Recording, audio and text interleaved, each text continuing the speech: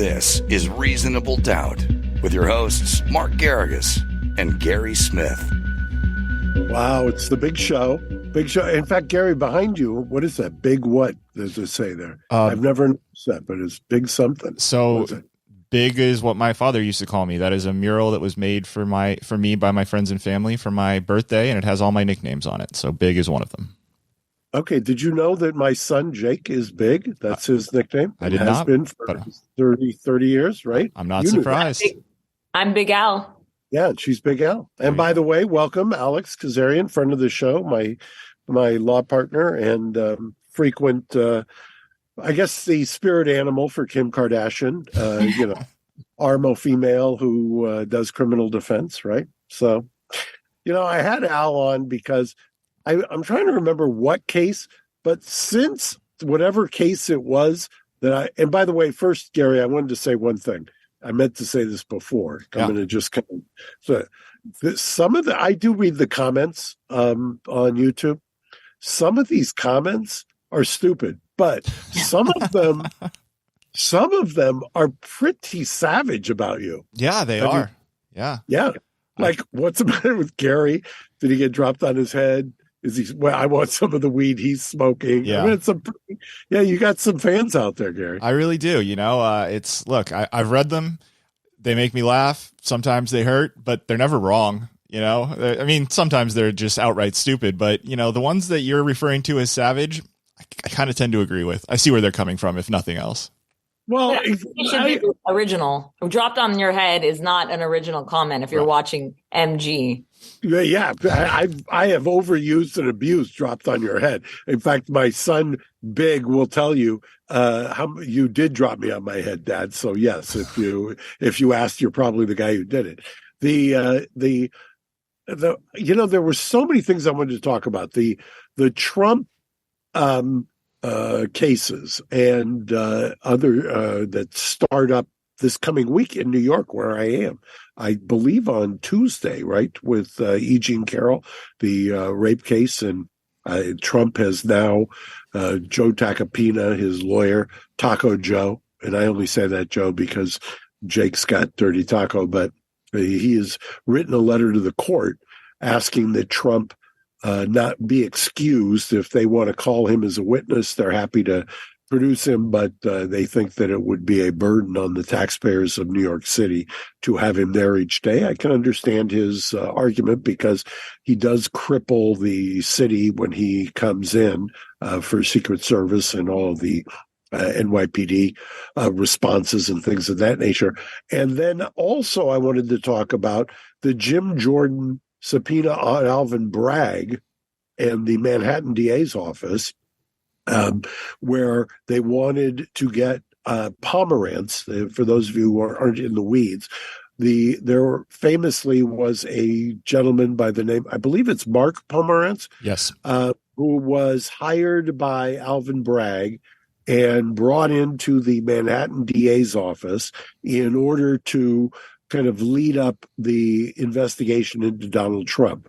And then notably, he quit or resigned publicly, wrote a book about his experience and dissatisfaction, for lack of a better term. Now the Congress and now the House, because obviously the Republicans are in charge, want to do a weaponization of government committee, want to do a subpoena on Bragg's office. Their point or their hook was that $50,000 of federal funding was used for this investigation. So therefore, there is a federal interest in it. Congress has an interest in oversight over funds that are dispersed. I forget the lawyer, but somebody representing Bragg's office filed a motion to quash. The federal judge at the district court level wrote a 25-page blistering opinion, basically quashing the subpoena, saying that it was clearly grandstanding and showboating, basically, by the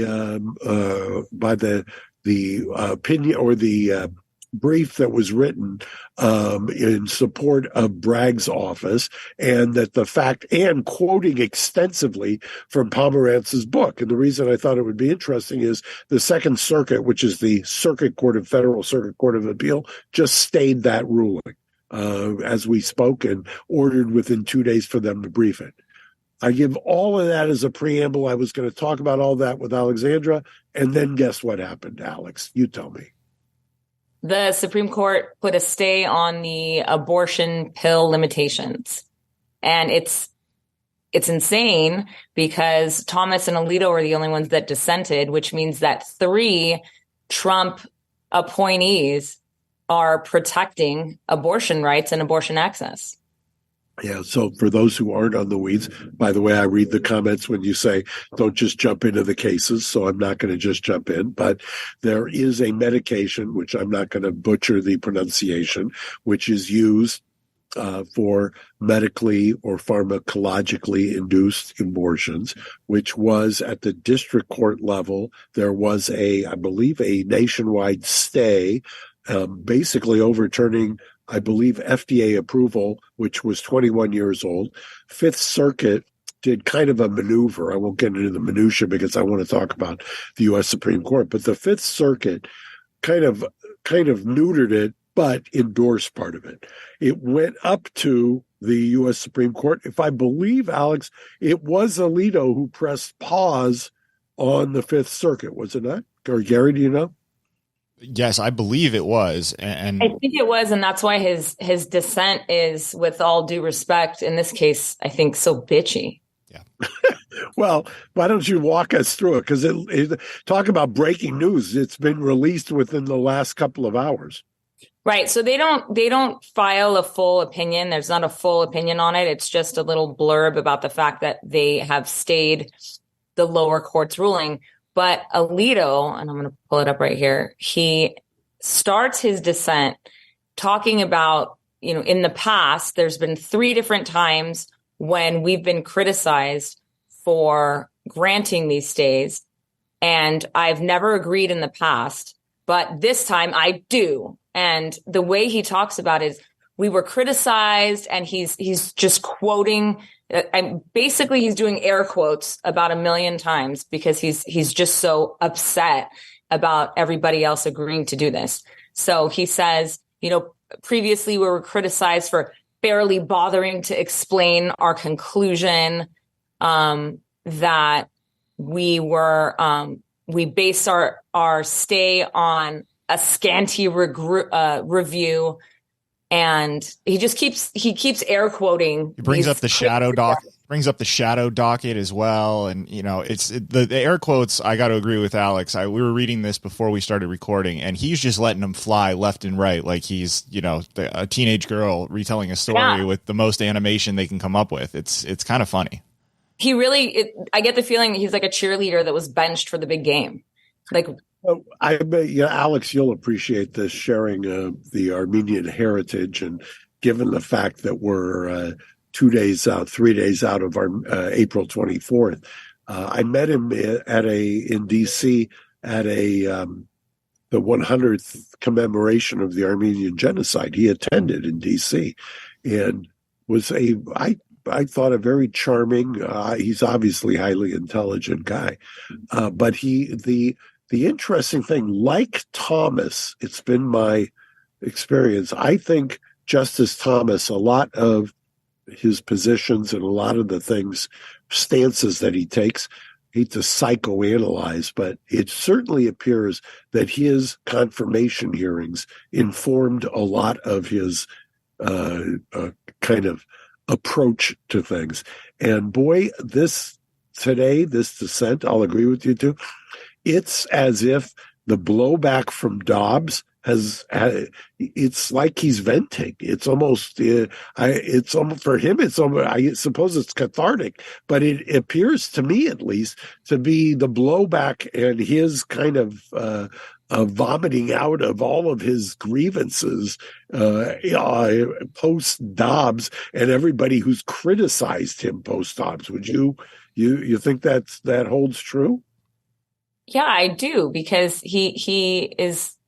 I mean, if if everything he said doesn't go the way that he said it was going to go, he's going to end up looking really dumb. And I think that's really what it comes down to, is that he feels like he looks stupid and he's having a temper tantrum. But I think that people in positions of power like that aren't used to having people really honestly challenge them and really, criticize them like that. You don't go in front of the Supreme Court and argue in a rude manner. You tell them that they are the ones that have all the knowledge and the power. And I'm just, illuminating this for the court. I don't have to tell you more.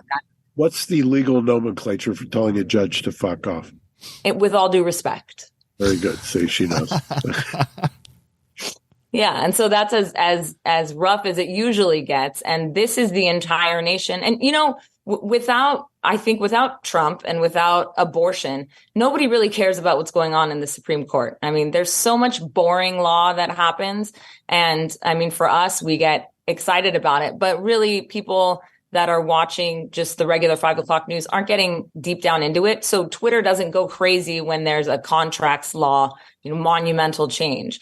So when they do get criticized like this, I do think they get butthurt.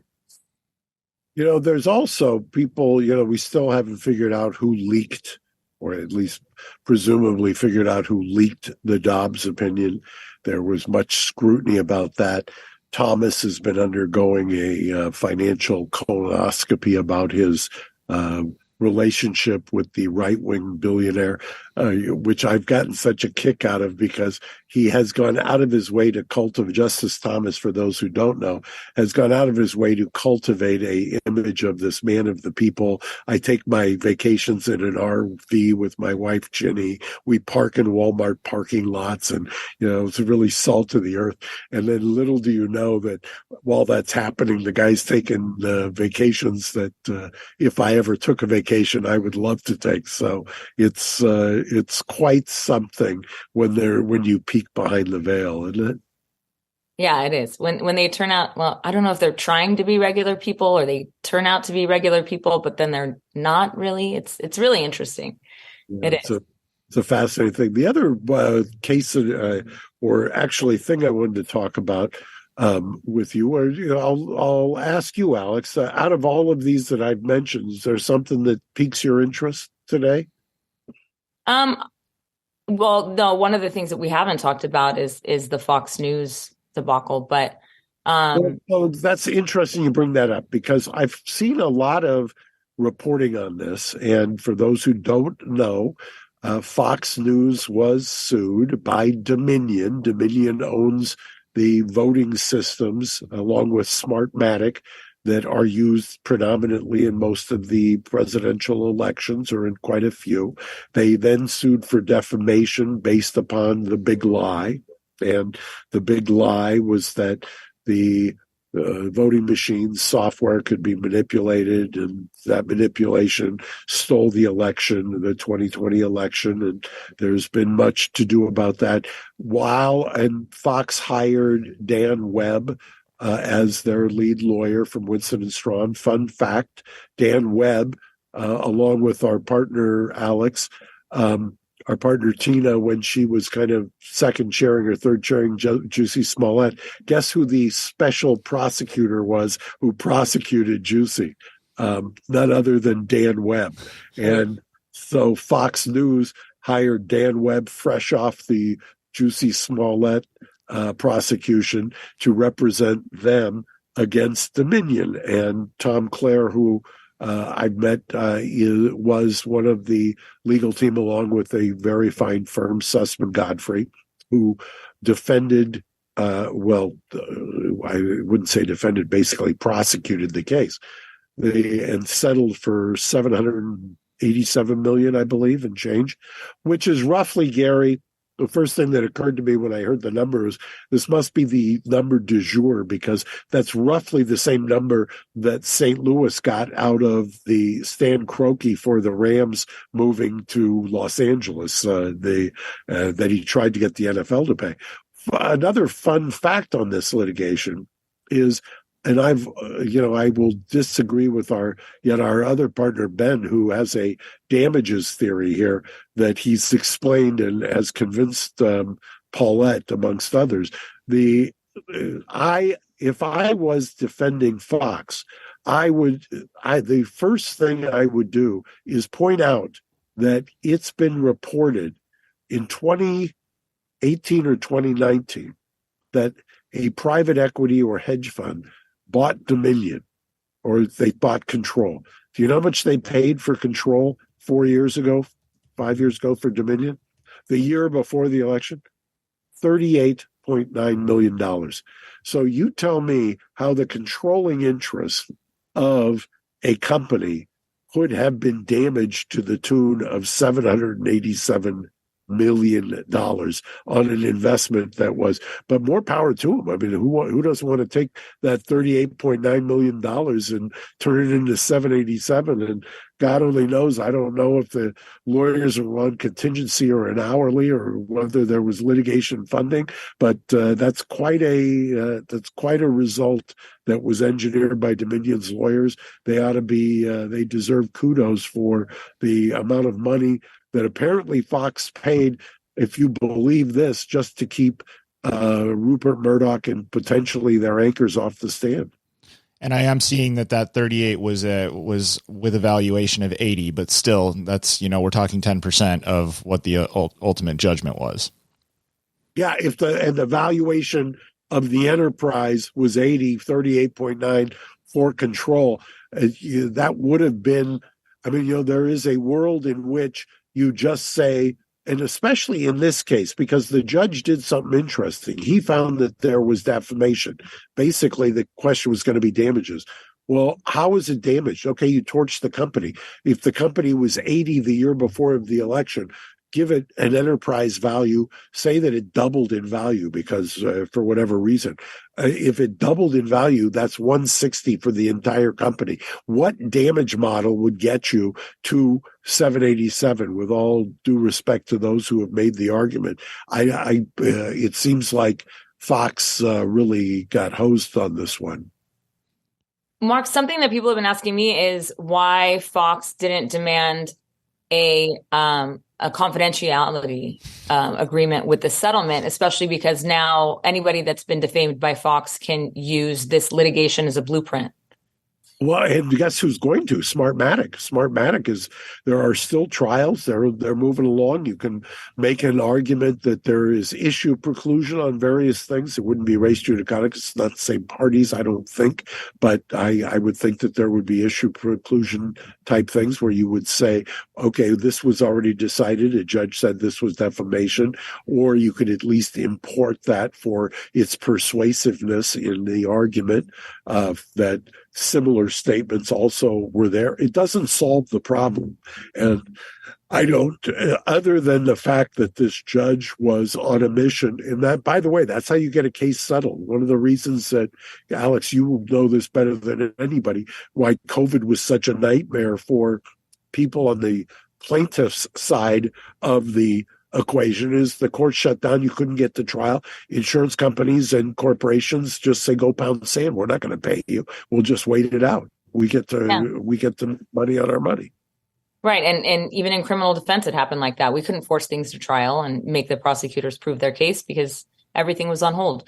But I think I feel like, well, I wonder how this is going to affect Fox News, if at all, during the next election cycle, because we're here in LA and they're going to love to cover our DA race that's coming up because they love to hate on our DA. And so I really do wonder if they're going to George Gascon. Yes. Yep. And I mean, they've come out and blatantly lied about him. I mean, I do TikTok videos, and some of my best performing TikTok videos are ones where people go, wait, I thought George Gascon was letting all the, murderers out of prison. And I go, no, that's actually a legislative issue. George has nothing to do with it. The Senate passed some bills and people have no idea, but they love to talk about how he's just the death of civility and the death of law and order in Los Angeles. So I wonder if that's going to change at all. I doubt it.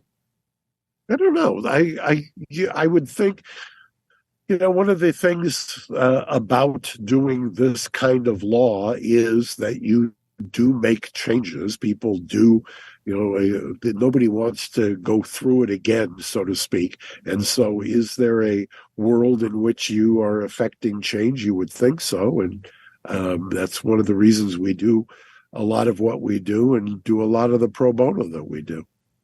Yeah, that's true. And the Smartmatic thing is still out there at over $2 billion, right? And I believe they came out in the minutes following the announcement of the Fox settlement and basically said, Dominion started it and we plan to finish it. So they're, at least on a public face, they're saying it's full steam ahead and that they're probably going for even more.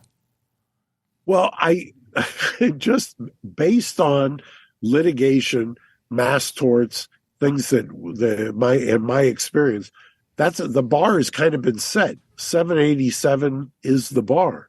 So I can only imagine that the Smartmatic client is saying to their lawyers, speculation, I don't know, but I know I'm not going to take 500. They got 787. We now have a record. What are you talking about? I'm not taking 500. So does that mean $1 billion? Does that mean 850?